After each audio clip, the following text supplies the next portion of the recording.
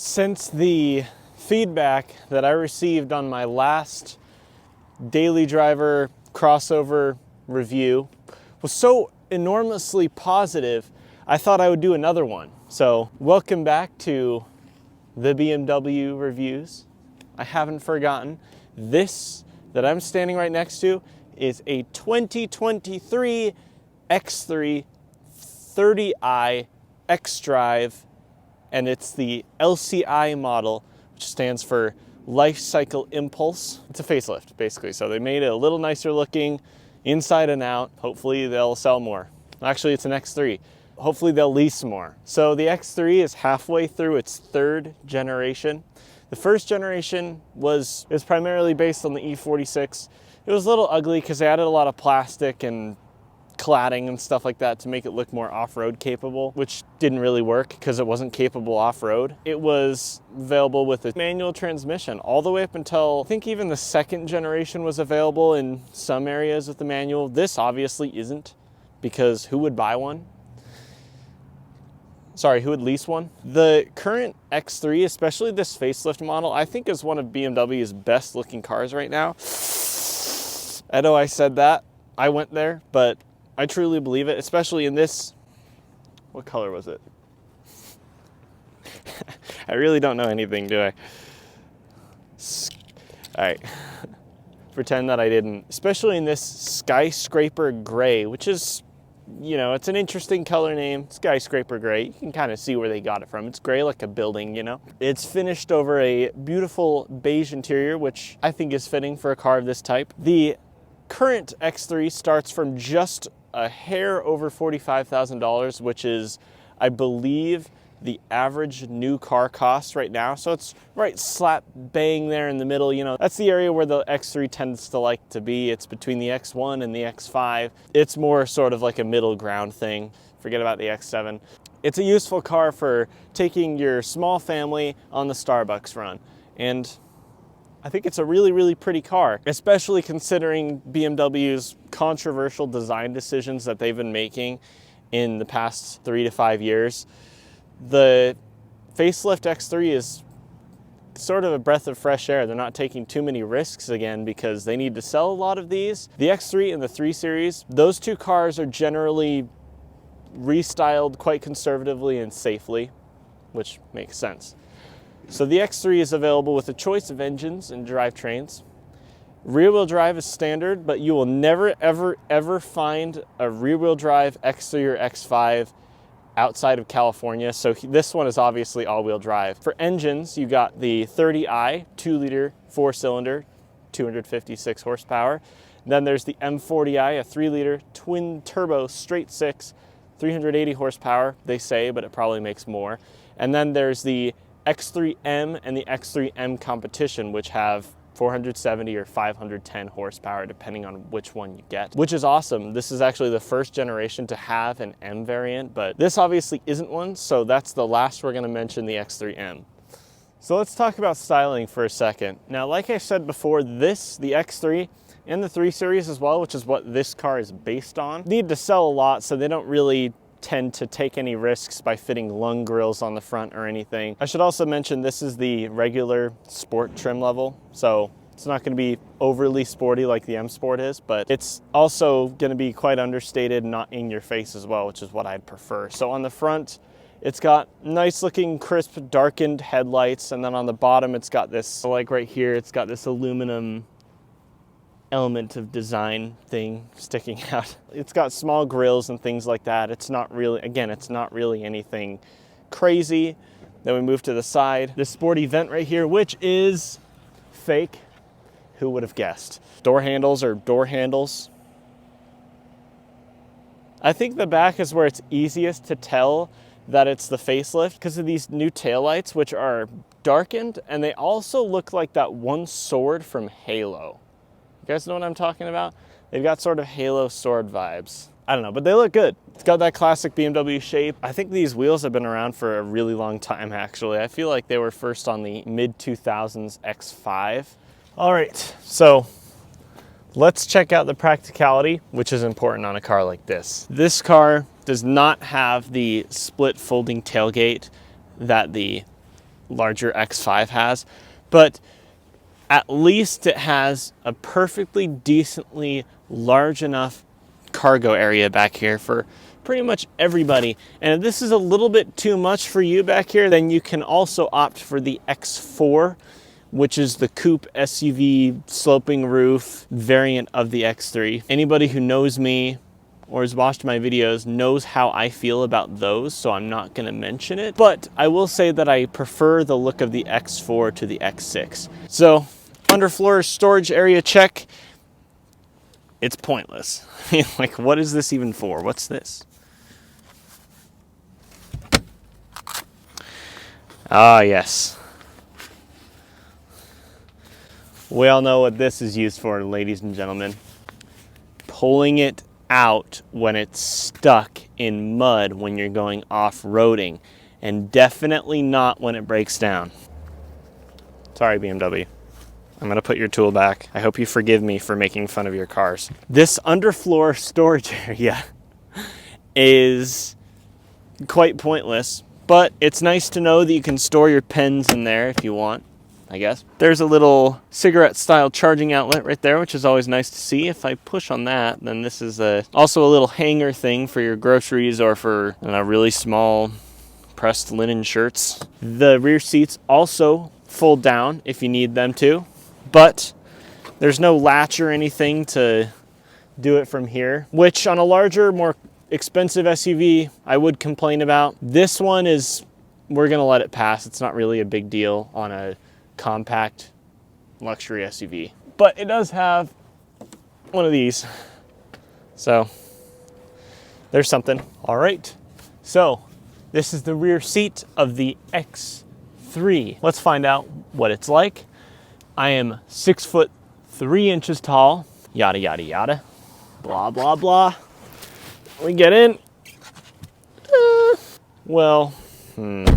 This seat is a little bit further back than the driver's seat right here, which is obviously in my driving position. I can't really complain too much. I would like to have some more leg room because my knees are pressing up against the seat. The back seat of the 3 Series really isn't any better in the legroom aspect. Where this does beat out the 3 Series is the headroom department, obviously, because it's a tall thing. So especially with this huge panoramic sunroof right here, I definitely feel like I could really stretch out, correct my posture back here, hold myself like that. All I'm saying is that there's plenty of headroom for taller people in the back. And also, I can recline the seat, not a lot, but I do have a little bit of backrest adjustment, which you don't have in the 3 Series, which is a nice thing. Armrest check. That came out gracefully. So regular armrest, cup holders with the tabs in them that I like. What I don't like is the fact that this whole cup holder panel is black on a bright beige interior. That does not look good at all.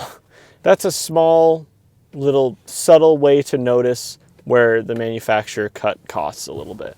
Maybe they didn't, maybe I'm wrong, but I think you can all agree that not really a good look. This door panel, I like sighed.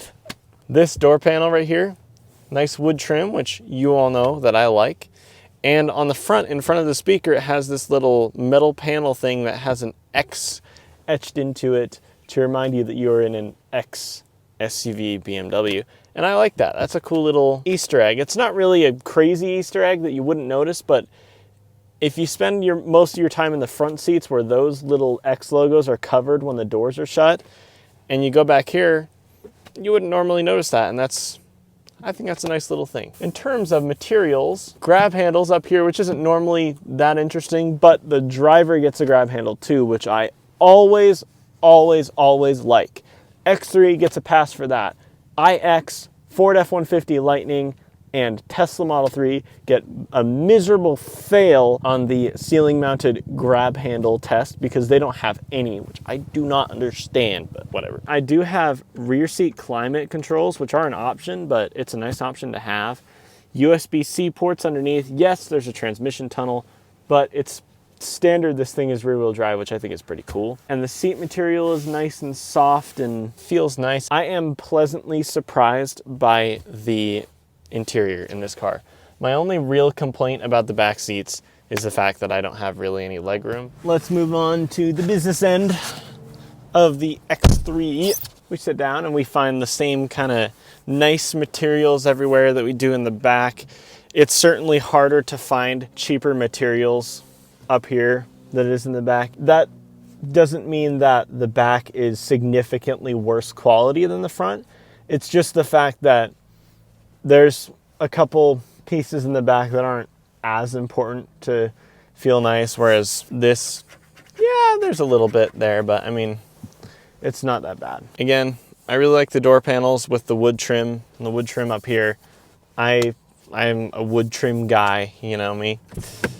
Open the door, that's where you can find the Easter egg X logo, which, like I said, up front is a little bit more of an actual Easter egg because you can only see it when the door is open. 8-speed automatic transmission only, of course, in the X3. Not a big deal. Nobody's all that surprised by that. I've got a bunch of controls here for turning off the auto stop start, parking sensors, the camera system, which is cool, traction control off button, which is nice that you can still find that here. And I've got all my drive modes: Sport, Comfort, Eco, Pro, hill descent control, and auto hold, which will hold the brake at a stoplight. If you're so unbelievably lazy that you can't even bother to hold the brake down to keep the car from creeping into the car in front of you. Also an electronic parking brake, which is again what you'd expect from something like that. Open this center console. BMW digital key, which is a NFC key card that you can use to get into the car, unlock the car, drive it away, which is nice for if you lose your keys and this is in your wallet. Always a nice thing to have. I believe Tesla pioneered this, but it's a really good technology and it's good to see it showing up in other cars, especially just regular, everyday, compact crossovers and things. I've got a USB-C charging port in there. Just the one, okay, I guess. It's a weird place to find it because there's a USB-A charging port right here, right next to the wireless charger. It's a bit weird to see those two separated, but maybe it's not that weird. Cup holders again with the tabs, specifically made to take your Starbucks latte and hold it in nice and tight. Have I killed that joke yet? I probably have. This piano black trim is nice now, but I imagine that fingerprints will get extremely annoying on it. So enjoy the nice look while it lasts. If I don't want to see any of this cup holder wireless charger crap, I can just close that, and then I've got a bit more of a flush look. And even then, this material doesn't feel plasticky or crappy either. X3 logo right here, just above that, which is reasonably interesting and nice. Moving up, it's iDrive 7. We've talked about iDrive 7 many times, but as a quick refresher, that means that I have radio presets and controls down here, but these presets also can be programmed to anything like a navigation destination, and hovering over them with your finger will show you what they're assigned to, which I love, and that sucks that that's going to go away with iDrive 8. Also means physical climate buttons that are not integrated into a submenu, which is great. That keeps iDrive 7 as a useful infotainment system as well. It's less complicated, but that also comes with less features, less intuitiveness, less everything. So it doesn't look as nice. It does look a little bit dated. This car has an upgraded screen, which is really nice. So it's not a tiny little thing like it was in the 2 Series Grand Coupe. It's nice and large. It shows you a bunch of stuff. I mean, there's sport displays, X-View, which shows you, what do they call, the inclinometers, I think is what they're called. Basically that built into your car, which is pretty cool. Apple CarPlay and Android Auto are also available, which is important to note. Again, it's not as overbearing and overwhelming as iDrive 8, but it's also not as nice. For me personally, this is totally good enough, but it depends on what you demand from an infotainment system. This is BMW's more generic steering wheel. They have it in their non-M performance cars. And I honestly like the steering wheel a lot. It's nice and comfortable. It uses nice materials. It looks nice. The controls on the side are easy to understand and easy to use. And I've even got paddles on the back, which are nice. They're BMW paddles too, so they feel nice and clicky, but also not cheap, which is good. In terms of seat comfort, an adjustable thigh support thing, which is BMW has been fitting this to cars for years. This isn't power operated, but it's still nice to have for longer legs like mine, so I get more support as a passenger or as the driver. But as for other controls, it's power operated on both front seats, which is good. And that is what you would expect from a car like this. And again, like the materials in this car don't feel iX quality, but they definitely feel pretty good for where this car sits in the lineup. I'm honestly quite impressed and happy with the quality materials in here. It's a nice interior. It doesn't astonish you with how nice it is or the features or technology and all that stuff, but what it does do is it's just good enough. It's literally good enough for pretty much anybody, if you ask me. Let's check out the powertrain real quick. Okay, so we have seen this engine before in the 2020 330i xDrive that I compared to my own E46. So we already know, I mean, it's a 2-liter turbocharged 4-cylinder, 255 horsepower. And I have heard good things about this engine and this powertrain. So it's sort of the safe bet to go for if you're worried about unreliability, which seems like a lot of BMW customers aren't, especially if you're leasing one, like most people do with X3s. I mean, it's really not that all that interesting from here. BMW 4-cylinders never really often worth talking about a lot, but this engine is pretty smooth.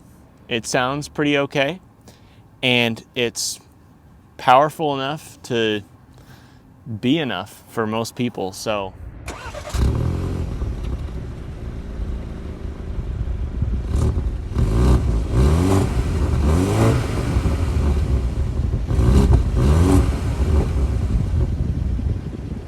X3 30i, let's see how it drives. Check my cameras. I got my activation points and things like that. I've even got automated parking, which is a really nice thing to have. Backup assistant, blah, blah, blah. Maybe in another video we'll try that. Yeah, let's test the maneuverability because that's what we like to do on this channel in this parking lot.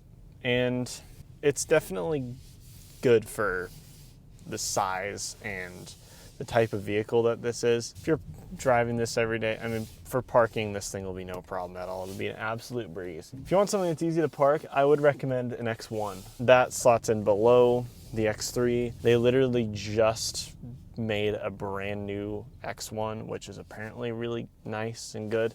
I'm hoping to review one of those soon. 2-liter turbo 4-cylinder, 250 horsepower. We know how it's gonna be.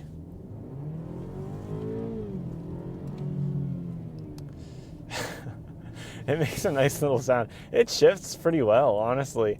That's quite surprising considering what I was expecting. I mean, I've driven the G23 series with this exact same engine, and it's a good engine. Could be a little bit quieter or at least sound better if you ask me, but when you're not on it, it's definitely really quiet, definitely really smooth.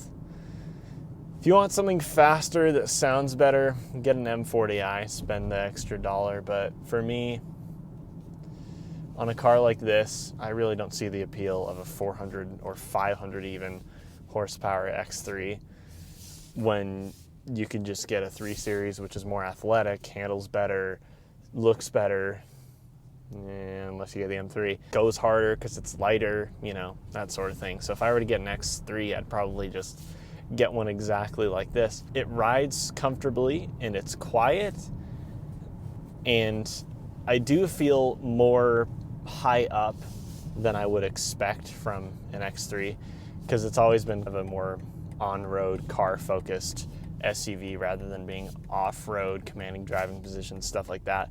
But that being said, it doesn't have the highest driving position, but it has a pretty good one, I would say. So if you're buying an SUV for that, then this thing delivers just fine. I'm just upset they stopped selling the 3 Series Touring here, which is what I would get if I could, but I do have a digital gauge cluster up here, which is reasonably configurable, and I've got a map in the middle, which is kind of cool looking. For me, it's a little weird looking at my speedometer and tachometer, and then I see a map there too. What about handling?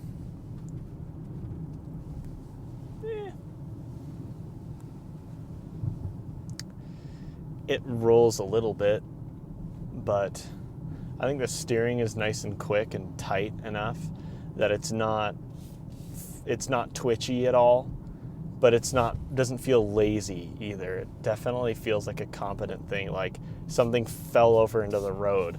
I could swerve away from it just fine and not worry about it rolling over like with some SUVs. And even then, it doesn't have a rollover warning on the sun visor, which kind of proves my point that this thing is better at taking corners and handling its weight than other SUVs. It doesn't handle perfect. It's definitely not a sports car. It definitely doesn't feel like a sports car, but I think it's a good compromise between decent handling and a good ride. I think this sits right in that middle area where you'd want a BMW SUV to sit. So I think they did really well with the handling here. This is a really good car for just everyday driving.